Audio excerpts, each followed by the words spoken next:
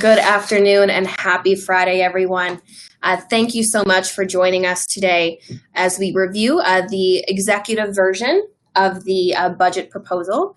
So this is what Governor DeWine has put forth as his preferred policies and funding strategies for the state of Ohio for the next 2 fiscal years, beginning in June of 2020. So we are going to hand it off to Tara Britton, who is our Advocates for Ohio's future co-chair, also with Center for Community Solutions. She's going to give us some information as to where we are in the process and a time events, specifically with the House Health and Human Service Subcommittee. So Tara, go ahead, take it away. Thanks so much, Kelsey. Just very quickly, I'll do a quick overview of where we are in the budget process. Many of you have heard and read and seen things related to Governor DeWine's introduced state budget. His inaugural state budget was released last Friday, March 15th. We've seen several documents, including what is commonly referred to as the Blue Book, that defines mainly just the money piece of things. So this shows us the line items of different programming and the source of the funding. But it'll be a little while before we see actual budget language. So the custom is to have the chair of the House Finance Committee, which is currently Representative Olslager, sponsor that bill. So we're waiting for bill language. That will be coming out. I think we had heard 2 weeks from Monday, so we're getting closer to about a week, a little over a week away. But in the meantime, the House Finance subcommittees will begin meeting next week. So this is where we'll hear testimony from different state agencies, and they're kind of divided up by topic area. So we did receive word from Representative Mark Romanchuk's office on the schedule. Of course, subject to change. Things happen all the time to change schedules, but this is the schedule we received for the process that the House Finance Subcommittee on Health and Human Services will go through. So I've organized this basically the same way it was shared to us from Representative Romanchuk's office. The location will be the same, room 313. Typically, we know that as the House Finance Committee hearing room, pretty large, accommodates a pretty big group since many of the key agencies will be presenting their testimony here. And really things kick off next week. They won't be meeting on Monday next week, but the following 2 weeks they're meeting Monday through Thursday. Next week we start with testimony from the agency and board and commission directors for the ones listed there. There's also an asterisk you will see on certain days, Wednesdays and Thursdays, when there's session. They will take time to break for caucus meetings and for session on those days. I've tried to bold the areas in the second and third week when public testimony is set to be offered. So this is just my recollection from the last budget, but the way that that's been organized is that they do try to kind of have folks who testify on certain areas offer public testimony on certain days. But my sense is that the reason there's an opportunity for all testimony on each of those public testimony days is that they recognize that they're not always going to be able to organize public testimony by topic area. I think they just try to do their best. So you will see leading through March 26th through April 3rd, we'll hear director testimony from the different boards, commissions, and agencies, and then public testimony begins April 4th, goes through the following week. Then we'll turn it back over to the House Finance Committee.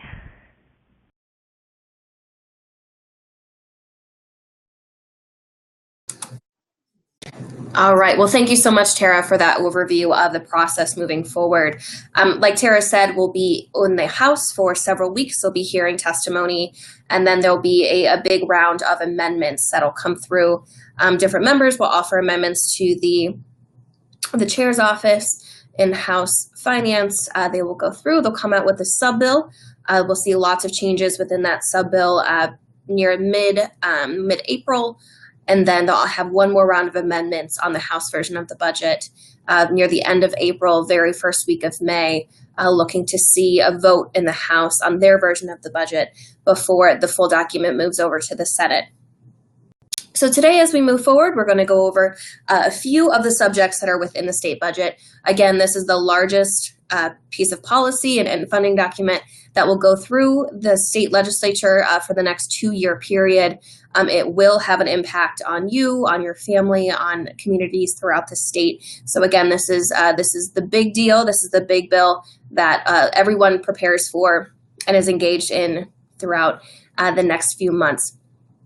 So right now we are going to move it along to Wendy Patton from Policy Matters Ohio is going to share some information about the Medicaid and health care portion of the state budget. Thank you, Kelsey. I am Wendy Patton. I'm a Senior Project Director for Policy Matters Ohio, which is a nonpartisan, not-for-profit research organization with a mission of contributing to a more prosperous, equitable, inclusive, and sustainable Ohio. Our research focuses on how policy contributes to shaping a fair economy, a quality Ohio, sustainable communities, and pathways out of poverty. Now, when we talk about health and the Ohio budget, we focus largely on Medicaid. Ohio's Medicaid program is the largest health insurer in the state. It's the largest single payer of long-term care in the state. It's the largest state program in Ohio and the 6th largest Medicaid program in the country. The Ohio Department of Medicaid provides health coverage for nearly 3 million Ohioans who are served by a network of over 135,000 providers. Ohio Medicaid ensures health care access to low-income adults, children, seniors, individuals with disabilities. And important statistics relevant to the Medicaid program include that over half of Ohio births are covered by Medicaid. More than 1.2 million children are served by Medicaid. Approximately 36,000 children in foster care are served by Medicaid. And more than 840,000 individuals served by Medicaid receive behavioral health services. The executive budget includes a number of great initiatives we look forward to supporting. Maybe first and foremost is that the Medicaid expansion, which covers low-wage workers and adults without children, is maintained and protected in this budget. This is the part of the Affordable Care Act's continuum of care that ensures all Americans can have access to affordable health care. We're very excited about new funds for preventing infant and maternal deaths, and we'll hear more from the Center for Community Solutions about that one. There will be funding for behavioral health services in the schools, about $15 million a year for telemedicine behavioral health, and there's also going to be about $15 million per year for other health-related issues in the school. We heard over the course of the week that the Ohio Department of Medicaid is going to focus on tailoring their service models to fit the needs of kids where appropriate, both in comprehensive primary care and also in behavioral health care. We see new funding and attention to lead testing and lead hazard control. With about an investment of $2 million in state dollars brings down $10 million federal dollars for lead testing and abatement. And the department will apply for an experimental substance abuse disorder program that will bring additional federal funds to fight the drug epidemic into the state. Now, I wanted to give you a little bit more background on Medicaid. This chart gives you a visual picture of the fact that Medicaid is not the Pac-Man in the budget. We frequently hear newspapers and TV and officials talking about how Medicaid is, the biggest chunk of the budget and it's growing too fast and so forth. The black bars on this chart represent state funding. The green bars represent federal funding within the state general revenue fund. And these numbers are adjusted for inflation. So when you look at the state share of dollars going into Medicaid, adjusted for inflation, you can see that line has been pretty flat over the last 14 years. There's a dip here and there that has to do with accounting changes. More or less, Ohio is not spending more money on Medicaid. It's not growing and crowding out other things in the budget.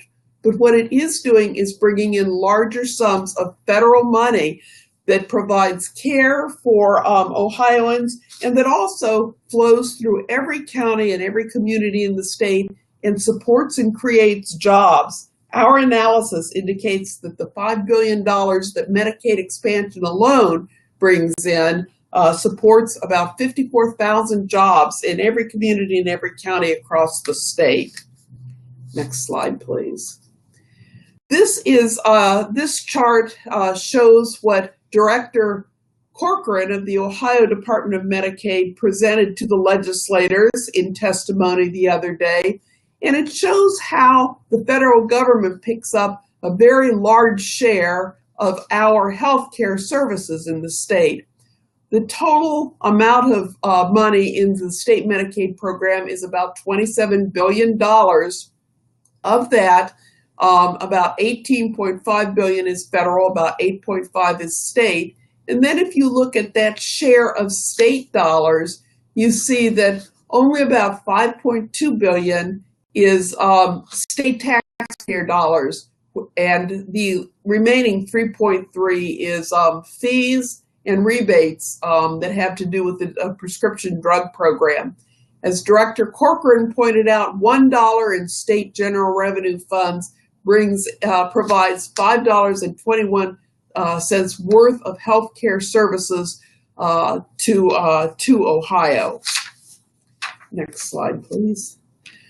Now, we have some concerns within this budget and within the program as we go into the biennium.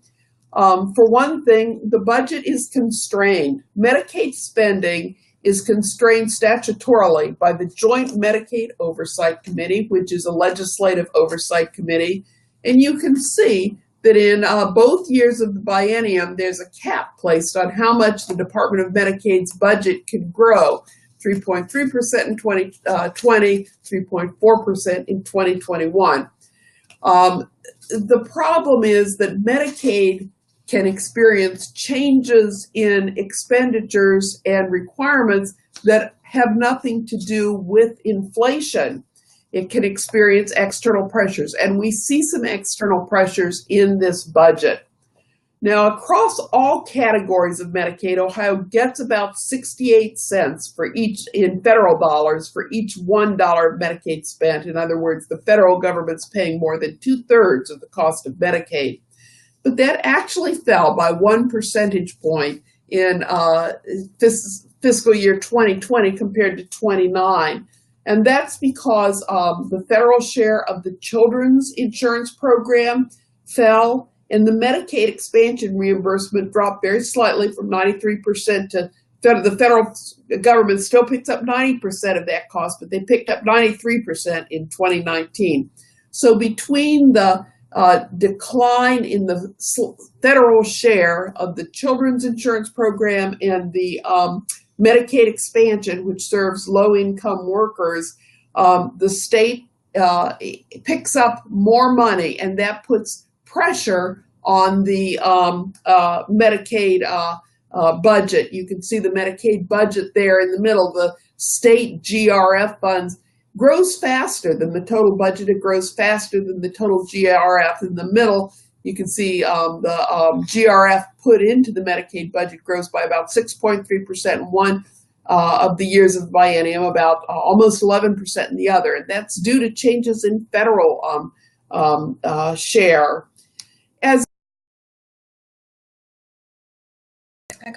As a result, before the governor presented his budget, he had already made cuts to the projected baselines of Medicaid.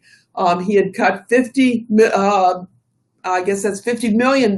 in 2020 and $127 million in fiscal year 2021. in order to meet the constraints of the Joint Medicaid Oversight Committee. Now, this will be a source of great debate during the course of the budget. In order to cut funds, some areas in which increases are wanted and needed will not get those increases. The nursing homes, a very strong lobby, will not get an increase in operational expenses. This saves the state money, but it engages a powerful and well-connected lobby. The state is not able to put badly needed money into the paychecks of home health care workers and nursing home workers who are reimbursed through Medicaid at such a low pay rate that providers can't maintain a trained staff. This is a particular concern to our aging population. It's a problem in the budget, but we've got constraints. And so some of these areas will see a lot of debate about in the budget. I think probably the area that we're most concerned about as we go into the budget is there are two areas. One, we already see a declining caseload. The caseload within Medicaid has gone down by about 300,000 people between over the course of 2018. And while we understand that the Ohio Department of Medicaid is attributing this to economic improvements, since they did their initial analysis, the Bureau of Labor Statistics has revised their understanding of employment numbers for the state of Ohio, and we found actually the economy grew much more slowly last year than we had thought. So we're a little bit concerned about why the caseload is already declining, and we go into a new eligibility requirement that will take effect in January of 2021. Ironically, the new eligibility criteria is known as work requirements, but it's a eligibility criteria that will erode the Medicaid expansion with particular threat to low-wage and seasonal workers in construction, retail, food service, and hospitality. This is because low-wage jobs in Ohio's largest occupational categories, like food service and retail clerk and so forth, do not reliably give workers the 80 hours per month that the new eligibility requirements would require. And irregular schedules prevent workers from holding multiple jobs. It is estimated that almost half of low-wage workers enrolled in Medicaid could lose their coverage 1 month or more out of a year simply because of scheduling difficulties. And this is very harmful for people with chronic conditions like diabetes, heart disease, depression, and addiction. We're also worried about reporting requirements. People with changing schedules, even people with disabilities who should be exempted, will have to report. And research has shown that additional reporting or administrative burdens create barriers to eligible people who should retain their coverage. Many working and even disabled persons who are supposed to be exempted may lose coverage because of reporting requirements. Only one state has actually implemented a work requirements policy connected with their Medicaid program. That's Arkansas, which has about a quarter of the population of Ohio and lost 18,000 people in the first 7 months of the policy. Now, the state will exempt many people from this new eligibility criteria, including those over 50 years of age, those on unemployment compensation, pregnant or new moms within 60 days of delivery, people in treatment for mental health or addiction services, people in school, caretakers, and disabled people. But the trick is in the implementation. We do not see funds in this budget, for instance, for assessing disability. Will county caseworkers be trained in assessment? Who will be responsible for watching the work hour reporting and for addressing people if their employers don't give them the 80 hours a month? Many of Ohio's counties already lack funding to help people who who are subject to these eligibility criteria work requirements through federal food aid, the Supplemental Nutritional Assistance Program, or the Ohio Works First Cash Assistance Program. So work requirements are not new to Ohio, but we've struggled to provide people who cannot find jobs we've struggled to help people who cannot find jobs with sufficient work experience programs. So the administration does talk about helping those who cannot find a job stay on Medicaid with a warm handoff to job coaches and work experience programs, but there is not a source of funding identified to help counties identify the infrastructure or stretch out that warm hand. So we fear, Policy Matters Ohio fears that both the dark blue group on the pie chart, 253,000, and the light blue chart, 109,000, are at risk of losing their Medicaid because of the new eligibility criteria. That's our gravest concern with the budget. And yet it's worth, of course, pointing out that there's much in this budget that we're also excited about. Across the 6 sister agencies, we see more funding for waivers that help people age in their own homes, and we see funding for the Senior Community Services Block Grant increase. We'll hear more about that later. We do see increased pay for home health workers and caretakers within the Ohio Department of Developmental Disabilities. We see public health getting additional funding for home visiting. We see mental health and addiction services receiving additional funding for community mental health services. We see that the current budget funding is maintained and that there is an application for continued federal enhancement pursued. We see additional funding for multi-system youth and children's protective services, and this draws out of the Medicaid budget.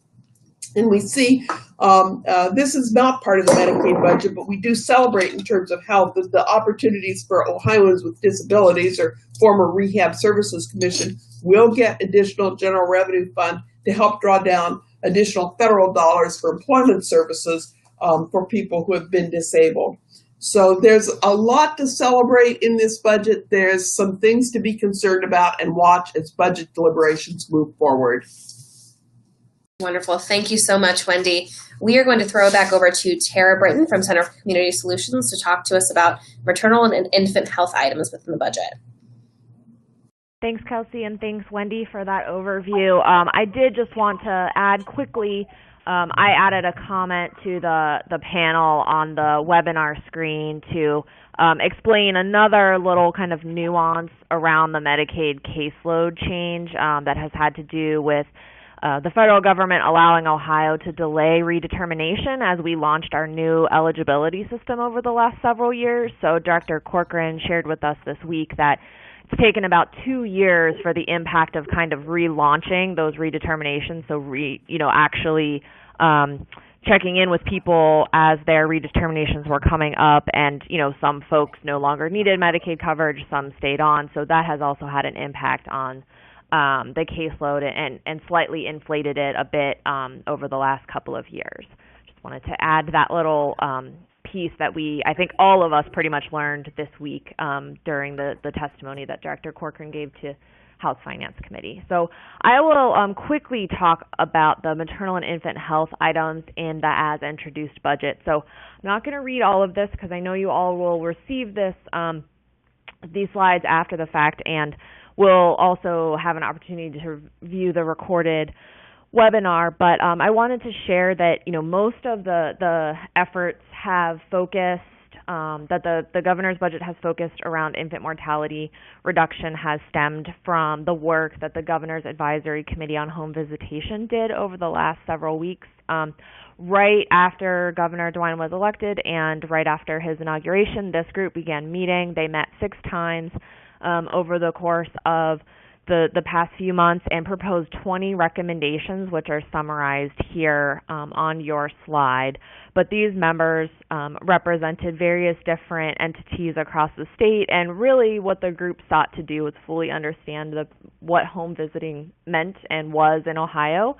It's a little bit different in different places. There's different models.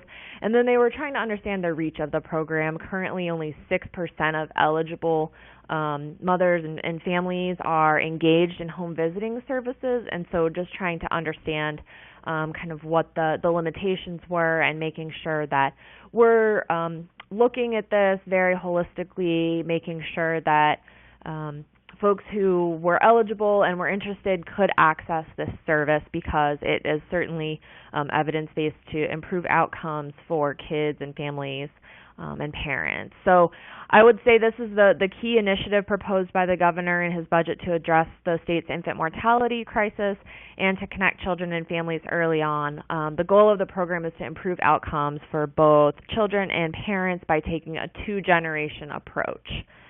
So I'll dig in a little bit on the next slide on kind of the funding for home visiting. I should also mention, as we move into this slide, there is a line item in the Department of Health budget that is nearly $7 million a year to address infant mortality reduction, and that is maintained at that level in 2020 and in 2021. Where we've seen a large increase as it relates to home visiting is in the line item for Ohio's Help Me Grow program. So this lives, again, in the Ohio Department of Health budget. We've seen state funding for this program, so these are general revenue fund dollars, double in 2020 to about $40 million, and then it goes up to about $50 million in 2021. And this is, again, to reach the goal is to reach more families, so they're hoping to triple the amount of families who are reached with this program, and as I mentioned, that currently is about 6% of eligible families, which comes out to a little less than 9,000 families statewide. The other thing that this group sought to do was to make sure that they were kind of fully looking at the opportunities available for funding.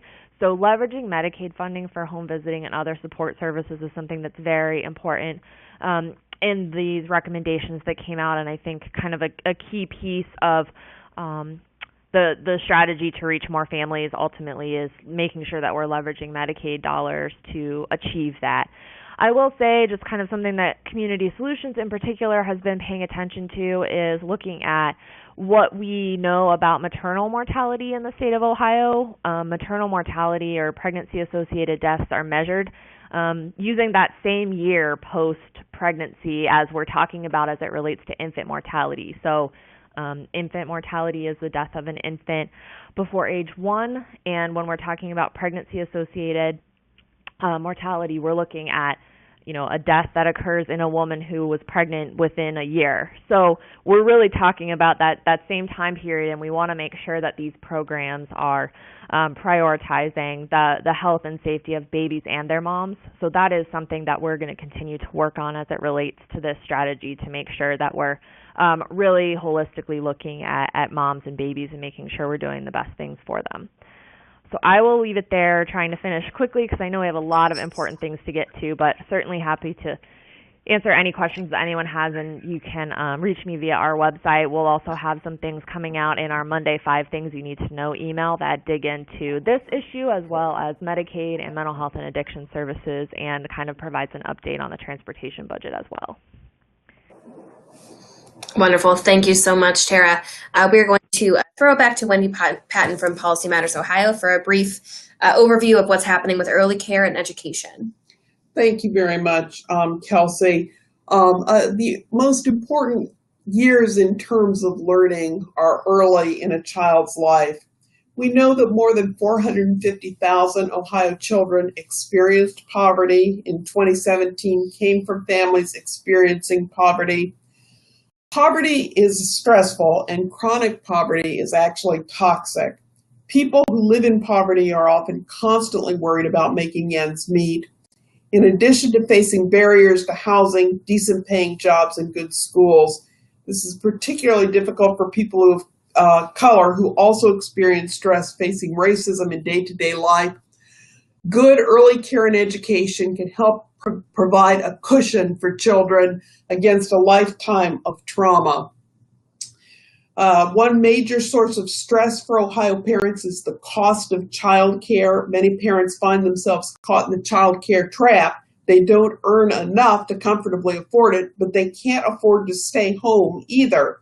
In 2017, 6 of Ohio's 10 most common jobs paid so little that a typical worker earned less than $26,000. and needed food assistance, needed to be enrolled in SNAP to feed a family of 3. For parents at that income level, childcare could cost up to half of their family income, adding to stress. On average, quality childcare for a 1-year-old in Ohio costs $14,400 a year. Our child care program has not been invested in enough to keep up with the need, and there have been 4 major problems in it. There's too little money put into preschool funding. It's harder to get into the program in child care aid than in 48 other states, and the graph that you see on the screen in front of you shows how at one time the state provided assistance for a family of 3 making up to $34,000 a year at 200% of poverty, but that's dropped dramatically. Now it's harder to get child care. Only in Indiana we're 48th or 49th amongst all of the states. The reimbursement for our child care providers is too low, and our preschool program's not aligned in terms of eligibility with our public child care program, so some families cannot take advantage of them. Luckily, we'll move to the next slide. Governor DeWine recognized this early in the campaign, and one of the first issues that he came out and said he was going to address was early care and quality early care and education. And in this budget, we do see an additional $198 million in federal dollars over the biennium put into improving the quality of Ohio's publicly funded child care system. This will allow for child care providers to be classified correctly within their own market systems, and it will support an increase in quality across the system. The governor had a goal in the campaign. He has a goal of boosting eligibility to 150% of poverty. The campaign estimated this would serve an additional 20,000 students. In this biennium, they hope to boost it enough to provide child care to 6,000 more children. We would prefer, Policy Matters Ohio would prefer to see them close a few tax loopholes and get some additional funding in to serve more children in this biennium. However, the governor is starting to make good on his promise to expand services and to boost quality, and everyone is very happy to see that.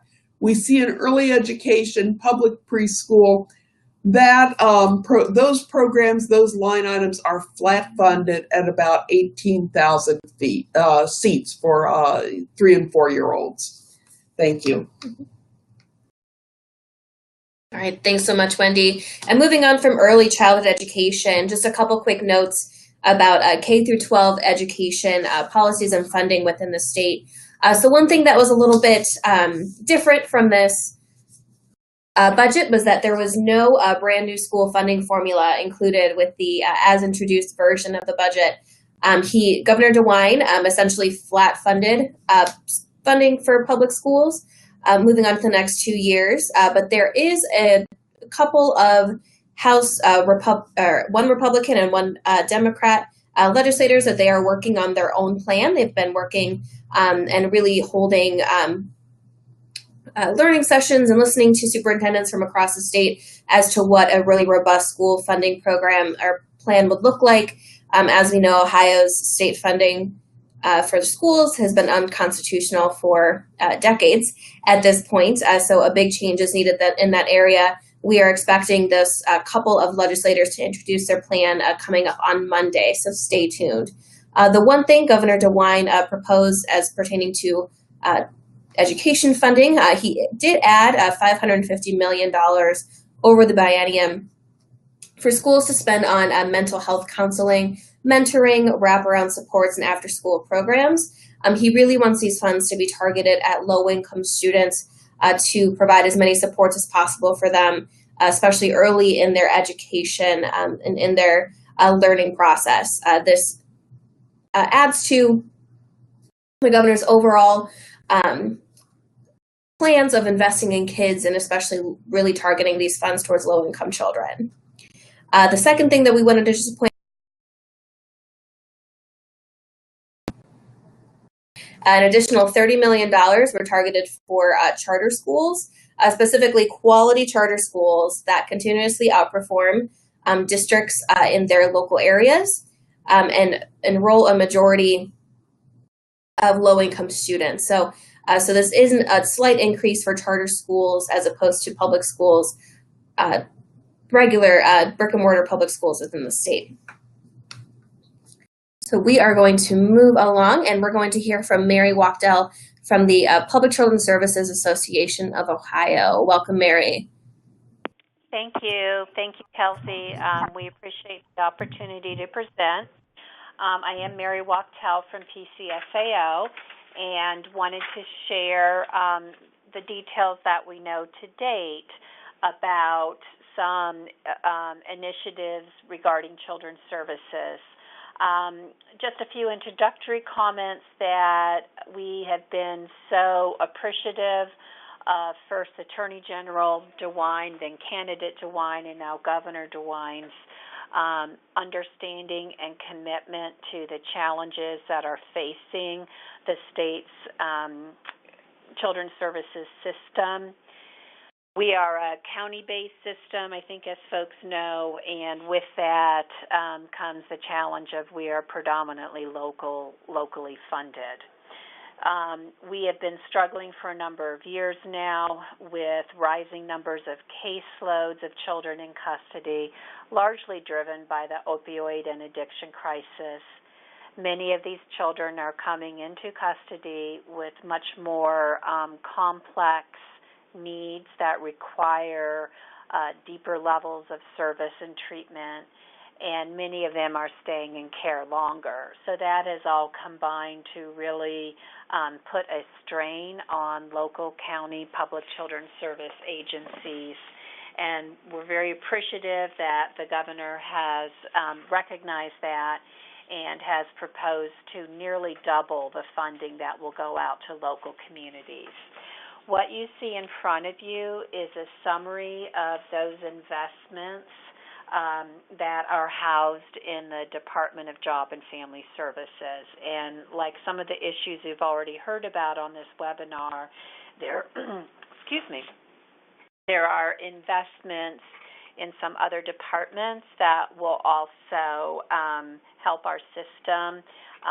In the Department of Medicaid, in the Department of Mental Health and Addiction Services are two that come to mind. So the first investment you see is the state child protection allocation. The governor proposes to increase that annually by $30 million. That is the only line item in the state that provides GRF dollars directly to county agencies. So these are flexible dollars that are absolutely critical. This would bring Ohio's annual SCPA allotment from its current $60 million to $90 million with this increase. Second point is a point that I think is what in the ODJFS budget is called crossover youth.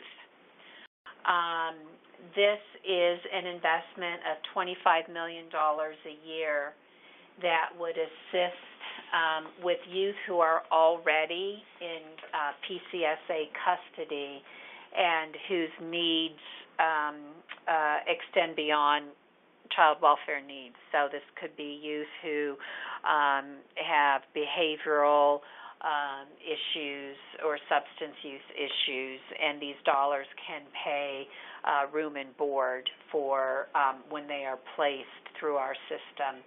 I want to pause here and acknowledge that many of us are waiting for more information that will help sort out a multi-system youth investment. I'm not going to go into details here, but that is a commitment also that the governor made, and there's not an overtly explicit place that in the budget that says $25 million for multi-system youth, but a number of organizations have been having conversations with the administration, and we do expect clarity soon on that investment as well. Moving on my slide, the next several are very important investments for caregivers, particularly kinship caregivers. We see a new investment of $5 million a year to help, we believe, local communities with both recruiting and supporting foster parents as well as kinship caregivers.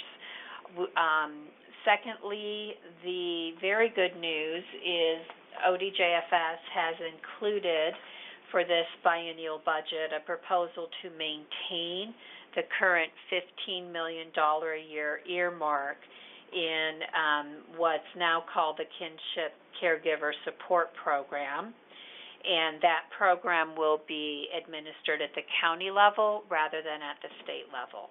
This is very critical support to make sure that kinship caregivers can both receive and then maintain children in their own home and have some help to do that.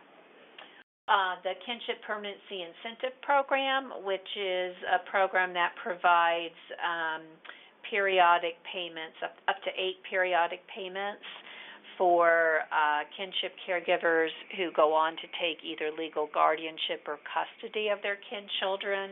We see this continue to be funded.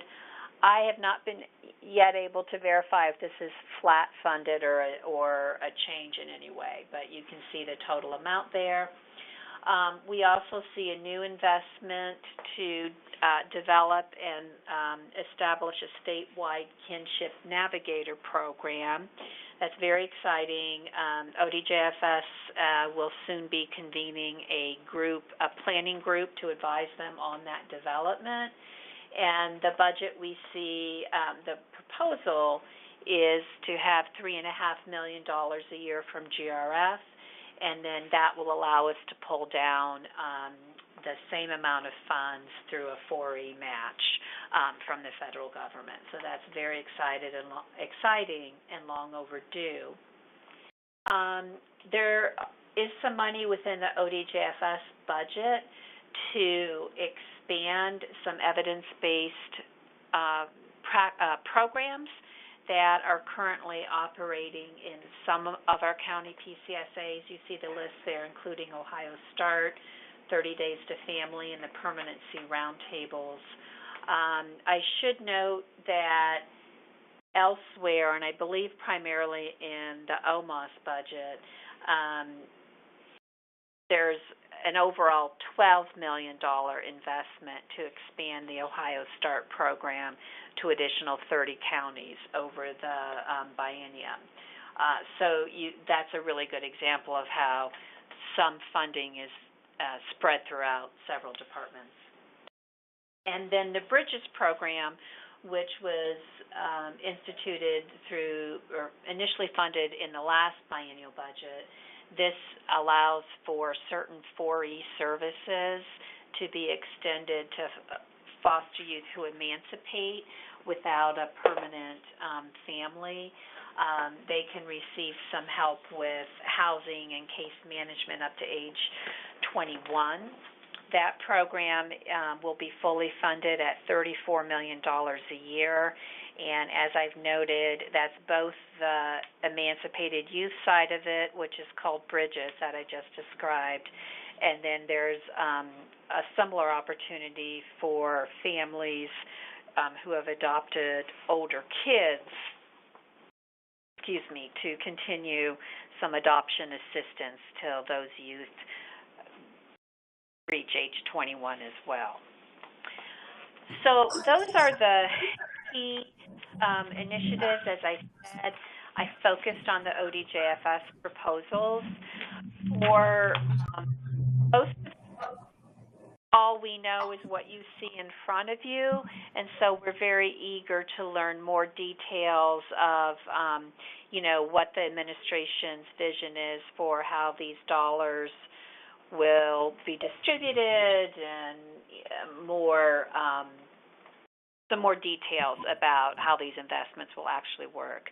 I do want to close by saying again how wonderful it is to have this leadership and commitment from the governor and his staff elevating the importance of children's services. Thank you.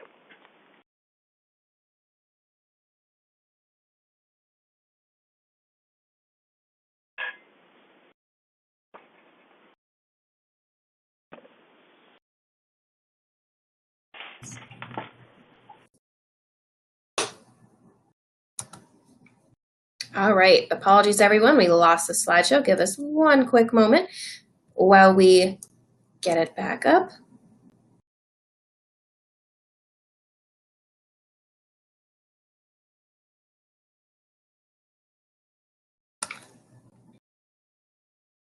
All right, we are back on air. Sorry for that delay, everybody. We are going to go ahead and throw it over to Beth Kowalczyk from the Ohio Association of Area Agencies on Aging. Beth, thanks for joining us today. Thank you very much, Kelsey. I really appreciate the opportunity to give you an overview of what we know about the issues that pertain to aging and older adults that we're following in the budget. We are looking at 3 different departments, the Department of Aging, the Department of Medicaid, and the Department of Job and Family Services for some specific programming updates and just kind of watching what happens. But as other people have said, there's not really a lot of detail around these numbers and discussions. We're trying to piece together what we know from the Blue Book and from testimony. So if we look at the budget for the Department of Aging, there is one line item that we noticed had an increase, and that's the Senior Community Services line item. And we're excited about that because that is a line item that is state funded. It's used both as a maintenance of effort for Older Americans Act dollars, which are federal dollars, but it's a flexible funding source to fund senior programs to connect all of us to our communities as we age with things such as transportation, meals, personal care, and things like that. And it's a way for area agencies on aging to identify needs and gaps that can be filled that aren't being met through other services. It's also a program that is a non-Medicaid program, and it allows people to have lower cost, less intensive interventions than having to go on the Medicaid waiver program and perhaps delaying or diverting from Medicaid. So it actually saves the state money as well. So in our advocacy, we're asking for a $10 million increase in that line item, and we're very excited to see that it's kind of inched up a little bit there from the $6.8 million to $8.1. One of the things about this line item was in its peak in the early 2000s, it was funded at almost $16 million.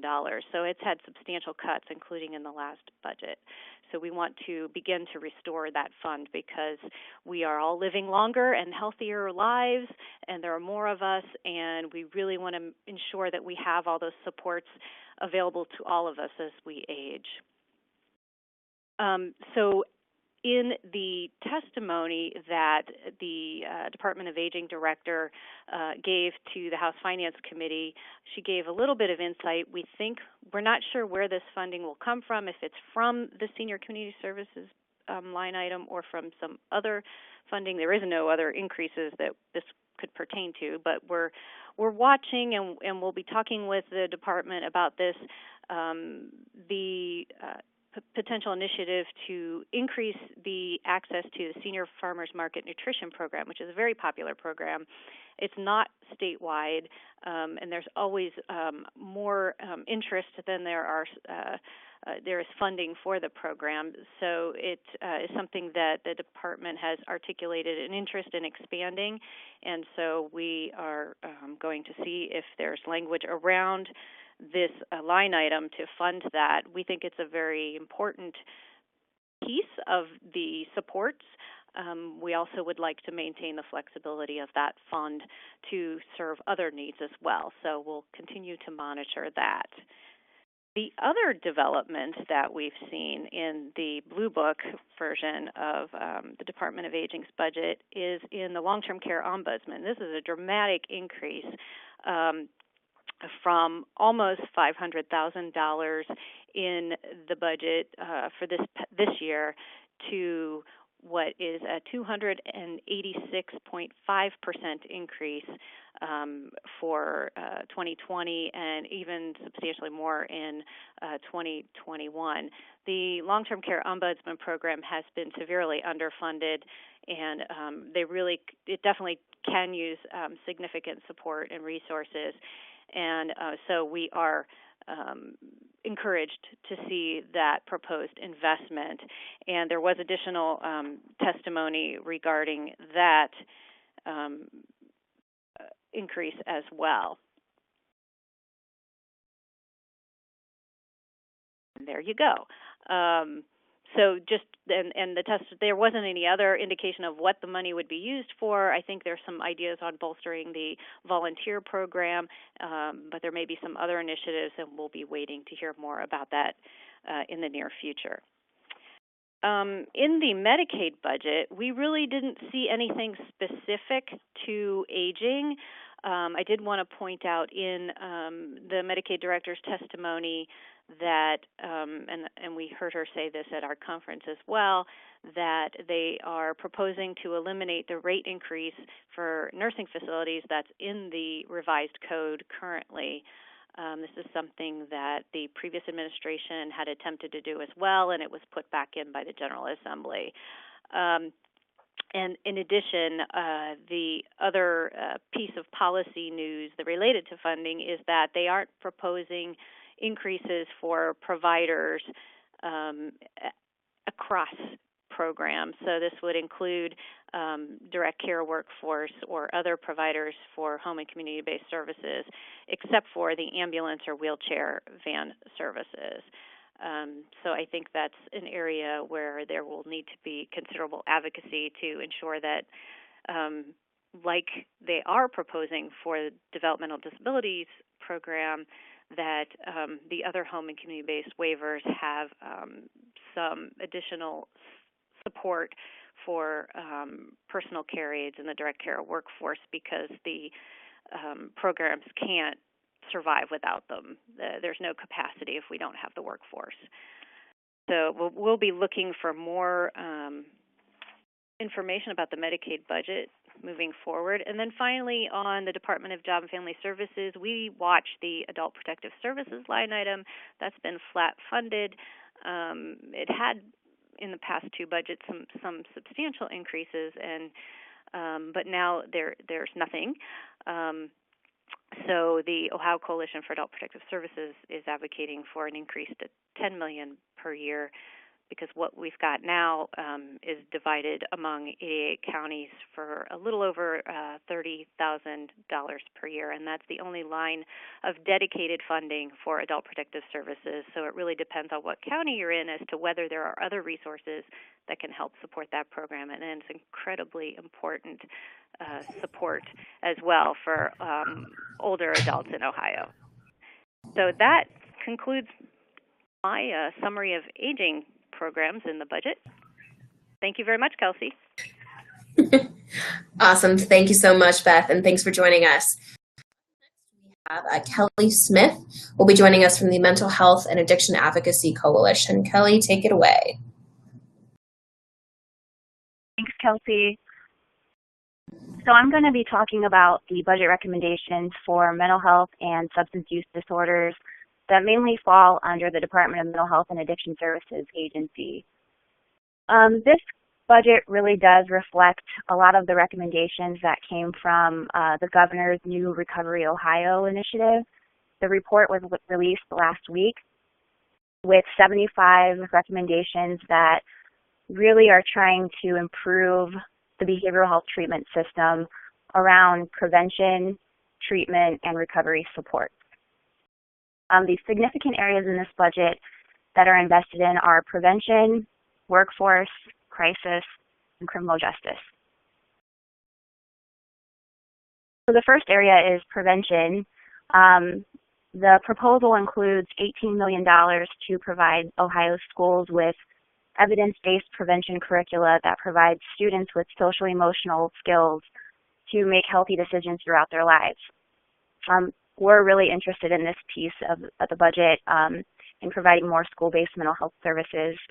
The next proposal is an $18 million multimedia campaign to reduce stigma and educate Ohioans about mental health and substance use disorders, to really equip Ohioans to implement healthy prevention and intervention approaches in their own lives.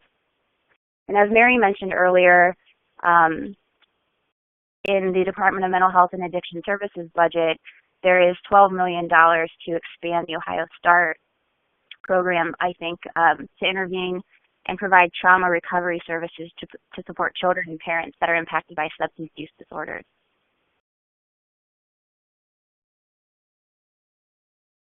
This next area, I talked about it as workforce, but it's really trying to get at treatment capacity for the behavioral health system. The first proposal is to invest $100,000 to assess the behavioral health treatment capacity, and that's a really important tool for the governor moving forward throughout this administration. So it's a really great way to find out, what does the treatment system look like right now so that we can make sound policy decisions moving forward about the behavioral health workforce and what the needs are. But they know that there's a workforce shortage right now, and so they're trying to invest $16 million today just to support recruitment, training, and retaining of the behavioral health workforce, and an additional $3 million to help streamline behavioral health licensure and certification.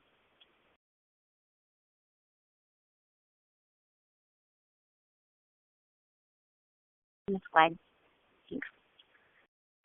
The next area is crisis services. So in 2017, we know that 4,854 individuals lost their lives to drug overdose deaths and another 1,751 to suicide.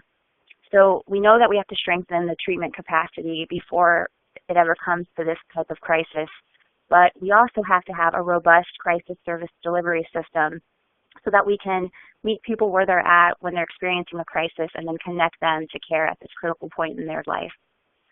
So the administration wants to invest $37 million over the biennium to communities.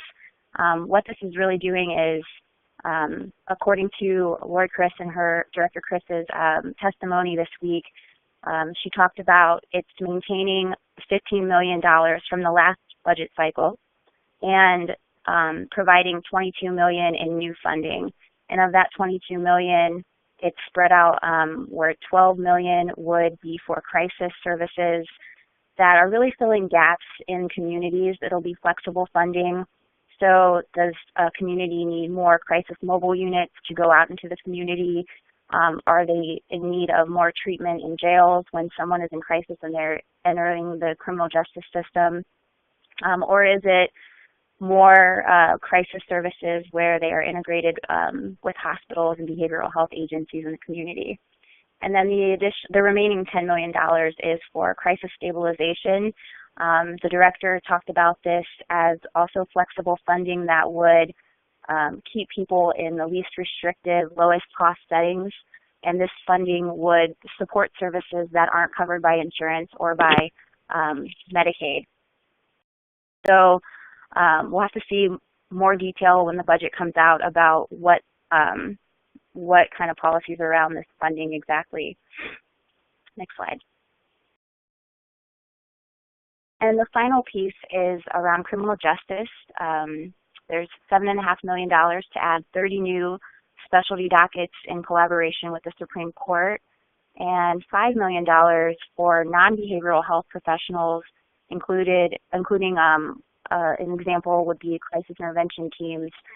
This is a recommendation that did come from the Recovery Ohio report, and they also talked about in that report other non-behavioral health professionals like mental health first aid training or naloxone administration, just to name a couple of other examples. And then I put in this picture, an infographic from our report that we did with the Center for Community Solutions We released it over the summer. It's the intersection of behavioral health and criminal justice. So we know that there's an estimated 1 in 10 calls that come into police departments that are dispatched that involve someone who is experiencing a mental health crisis. And in the past, police officers weren't trained to resolve these kinds of encounters. So they came up with crisis intervention teams where they train police officers to be able to handle these situations and divert people into treatment rather than into the criminal justice system. So this $5 million will be a really helpful way to get more police officers trained. I think we have like 1,700 police officers around the state right now who are trained in crisis intervention. So that concludes my area. We are really supportive of these funding proposals so far that we can see without learning more detail yet in the budget that hasn't come out yet. But we are really excited for these investments, and we're definitely going to be advocating in the coming weeks during the budget process. Wonderful. Thank you so much, Kelly. And as we move on, so we're going to ask Nick Bates from One Ohio now to share where some of this money has been coming from. I know we've been talking about a lot of investing in different groups throughout the state, but now Nick is going to tell us where this money could be coming from. Take it away, Nick. Yeah, thanks so much, Kelsey. So if you're not familiar, One Ohio Now is a statewide coalition of 100 plus organizations that have come together around the idea that great public services, like we've heard about already over the past hour, strengthen our communities. And we need the revenues to make sure that we're able to pay for those services. One of the things I didn't include in my slide, but I'd like to share real quick is, where do we get our money from? We get about a third of all the revenue that comes into the state of Ohio to fund all these things comes from the sales tax. About 29% of it is from federal grants, and then about a quarter or just over a quarter at 26% comes from income tax revenue. So that's over 80% of all the money coming in to fund this budget comes from those three sources. Then you have cigarette tax, the commercial activity tax, other taxes and other revenue kind of round out the rest of it. So it's always important to kind of keep that in our perspective as we think about how are we going to fund these programs in our budget and how are we going to make sure that we're investing in the areas that need to invest. So when the governor unveiled his budget last Friday, we saw one dramatic shift from the previous administration was that there was not a massive tax change proposal. Governor Kasich had proposed many tax cuts and tax shifts, and those just weren't there this time to be playing around with all the numbers and trying to figure out all the different ways to get to a full budget. There were three revenue changes that are worth mentioning. The Opportunity Zone tax credit will cost the state about $30 million, the lead abatement tax credit about $10 million. And then this was not a tax change, but the tobacco tax right now in Ohio generates about 3% of our overall budget, which is a fairly large portion. So by just increasing the age of tobacco product purchasing up to 21 as he's proposed, that's going to they estimate about $40 million from the budget. Now, obviously, there's a lot of good healthcare outcomes from increasing the tobacco purchasing age and other products. So that can, it's not necessarily a bad thing that we're losing that revenue, but it is something that we got to be aware of.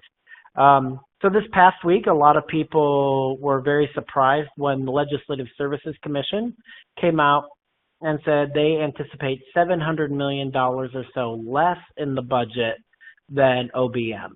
Now, that sounds like a lot of money when we look at it, but out of the $150 billion two-year biennium, it's, about 0.5%. And you can see on the slide here how they've estimated revenue growth slightly differently.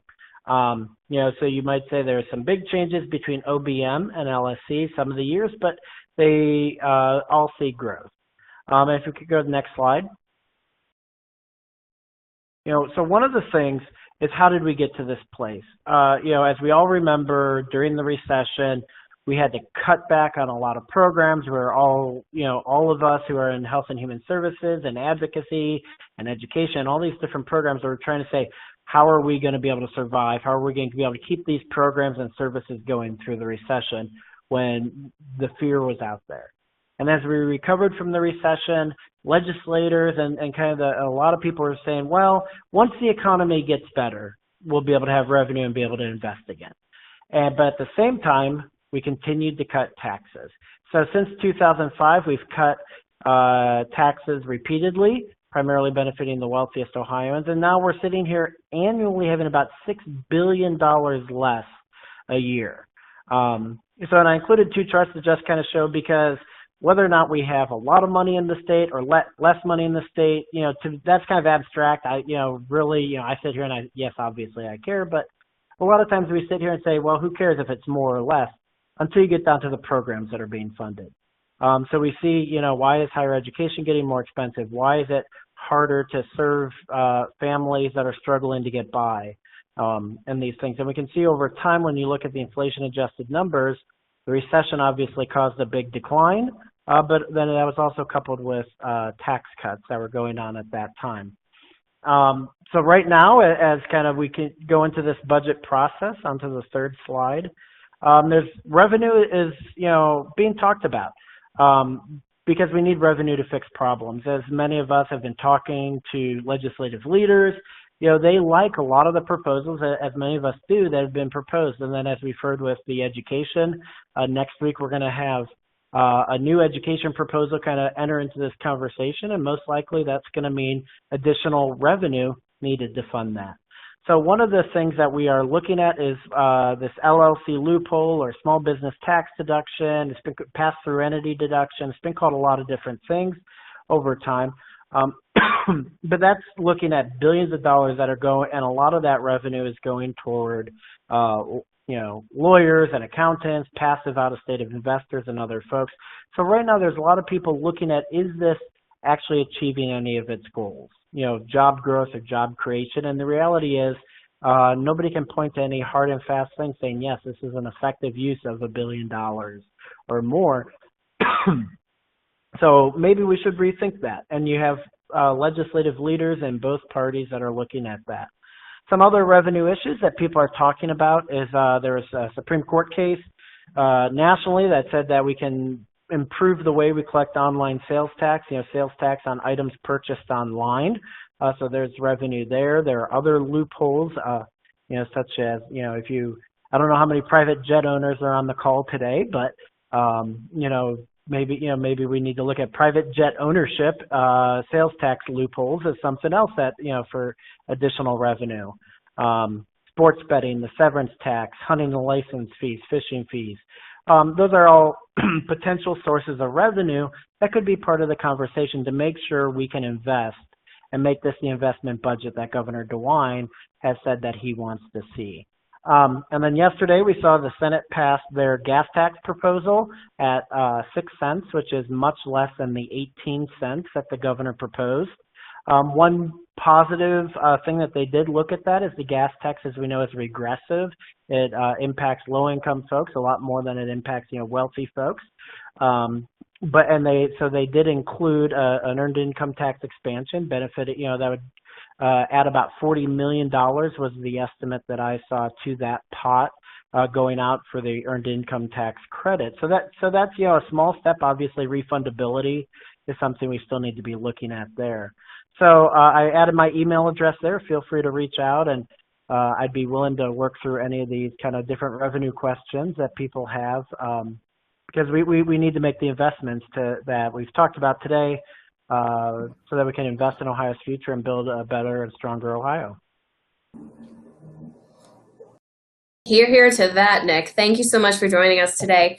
I sincerely appreciate your time. And folks, we understand we're going over just a few minutes. We have one last subject here to cover. This is an opportunity that the state sounds like might take advantage of here in the next couple months to really help out low-income families. Wendy from Policy Matters Ohio is going to join us one more time to tell us about the earned income tax credit and some opportunities we see within the state. Thank you, Kelsey. As Nick said, we're very excited to see that the Senate and the General Assembly may address and improve Ohio State Earned Income Tax Credit. The Earned Income Tax Credit was established in the mid-1970s by President Gerald Ford to encourage working families to stay attached to the labor market as plants started to close. It is the nation's most powerful anti-poverty tool, especially for children. Research shows that children from families that have taken advantage of the EITC are healthier, more likely to graduate from high school, and to earn more income as adults. The Earned Income Tax Credit on the federal level offsets income taxes. And for workers earning too little to pay any income taxes, they receive what they are eligible for in a check, which helps offset the disproportionate weight of flat taxes like sales and property taxes on their limited income. This is called refundability. Ohio, like many states, has a state earned income tax credit, but it does not help 95% of the poorest 20% of Ohioans. It helps just 5% of them. And this is because at that end of the income scale, very few people are paying very much in the way of income taxes. Now, this doesn't mean that they don't pay taxes. As a matter of fact, in Ohio, the poorest 20% of our population pays almost twice the share of their income in state and local taxes as the wealthiest 1%, but that's because the flat taxes, the sales tax and the property tax weighs so heavily on their income. Now, in the Transportation Budget Omnibus Amendment, there is an improvement to Ohio's meager earned income tax credit. It would increase it from 10% of the federal to 30% of the federal. And it would eliminate an odd cap that we have at $20,000 that creates an income cliff. What it doesn't do is provide refundability, which is absolutely essential to help the very poorest of the families who will be the most hurt by an increase in the gas tax. Now, we understand the gas tax is needed. We understand that the investment in public transit will help offset that for some families. However, we do need a strengthened earned income tax credit with refundability to offset the regressive nature of the gas tax on our poorest families. Thanks, Kelsey. Wonderful. Thank you so much, Wendy. I want to thank all of our presenters one more time. Thank you so much for your time today.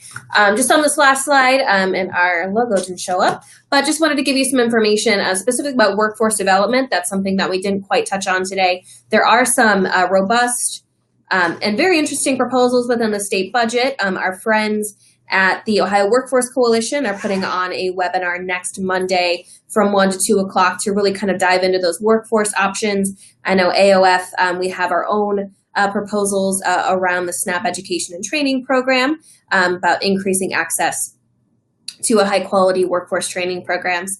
So with that, friends, we will close out our day. Thanks again for sticking with us on a Friday. We know it's been a long budget week, but we will be back every other week here with a shorter update on what's happening with the state budget at the state level. Once again, you will receive these slides in your email momentarily. We will also post the full recording of the webinar on our YouTube site within the next couple days. So thanks again for joining us today. Feel free to reach out with any questions, and we'll see you next time.